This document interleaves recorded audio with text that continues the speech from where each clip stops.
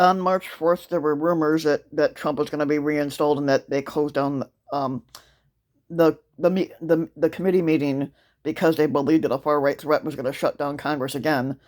Um, but why aren't we talking about it? Because nobody really did. You might have missed it, but this week the House of Representatives had canceled its one meeting after the Capitol Police had warned of a possible plot to breach the Capitol again, but most international media did not even cover it. And this extraordinary decision barely made the front pages of most U.S. newspapers. In fact, the Washington Post covered it in its Metro section.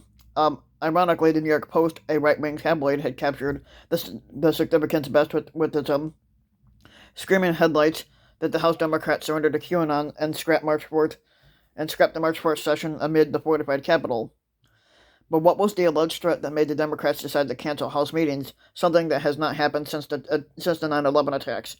Even on January 6th, when the pro-Trump rioters literally attacked the U.S. Capitol, Congress returned to its session right away. According to news coverage, intelligence sources had told Congress that there was online chatter with the QAnon circles that Donald Trump was going to be inaugurated for a second term on March 4th, which didn't happen.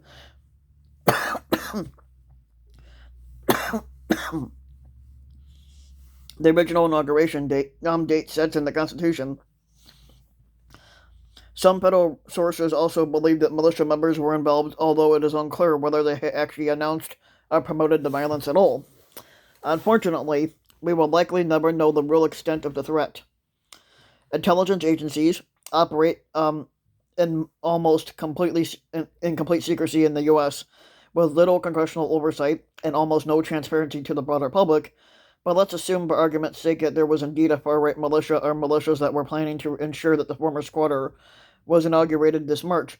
Are we really to believe that this threat was so serious that the state could not protect one of the most important institutions of its democratic system? Of course, that is exactly what seemed to happen earlier this year on January 6th. But as investigations into that event have shown, the main reason the far-right mob was able to successfully storm the Capitol was the stunning incompetence of the Capitol Police, as well as the White House sabotage of plans to support the police with National Guard forces.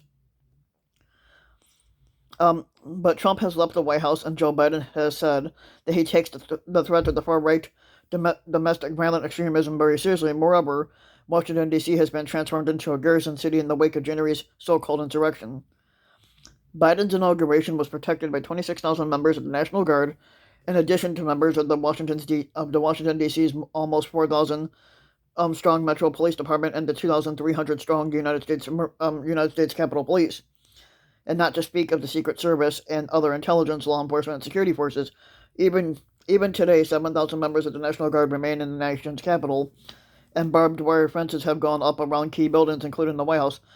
How big was this week's threat that thousands of heavily armed soldiers who are sent off to fight wars abroad were deemed incapable of defending the House of Representatives against it? If the threat were indeed so formidable, much more far-reaching measures would be in order.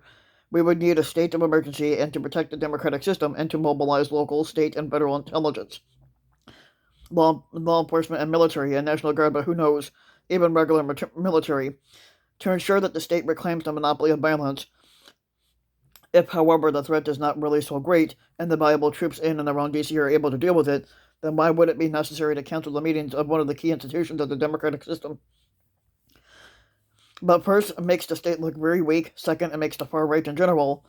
It makes the far right in general and the broader QAnon subculture look very strong. It is important to remember that the Senate did not cancel its meetings. I am sure that the Democratic members of Congress are more afraid of the far right mob than their Republican counterparts, although they have been targeted. But even if this overreaction was not a cynical political move to highlight the threat of the far right, it was a disastrous decision for the U.S. democracy. Let's see here. First, it makes the state look very weak. The great German social scientist Max Weber had defined the state as the basis of its monopoly on violence, and the House Democrats just openly questioned this. If the exceptionally privileged and protected members of the House of Representatives do not feel safe against the far right, how can regular Americans in particular, targeted minorities like African Americans and and the Hispanic communities feel safe. Second, it makes the far right in general and the broader QAnon subculture look very strong again. After all, they single-handedly brought the House of Representatives to its knees. Despite the obsessive media attention, less than 10% of Americans support the QAnon conspiracy theory. Moreover, the movement has been seriously weakened by the public backlash and state repression in the wake of the storming of the Capitol, as well as Biden's inauguration. The complete lack of action on Inauguration Day may have been the clearest demonstration of that all. But let's be clear. The far right constitutes the most serious challenge to U.S. democracy today, and while the key threat comes through the electoral and legislative politics by the Republican Party that has decided to stay loyal to Trumpism, there also remains a significant threat to physical violence. But however, I have seen no credible or convincing evidence of an existential threat to the key institutions of the state. In other words, while the far right threat is serious and it has long been ignored and minimized, the vast intelligence law enforcement hold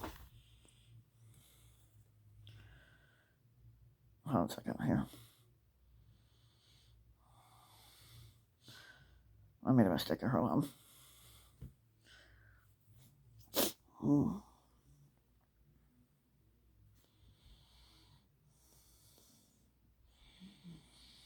Okay, while it's been minimized, the vast intelligence, law enforcement, military, and security apparatus of the most powerful country in the world should be more than able to deal with it, even without infringing on the rights of its citizens.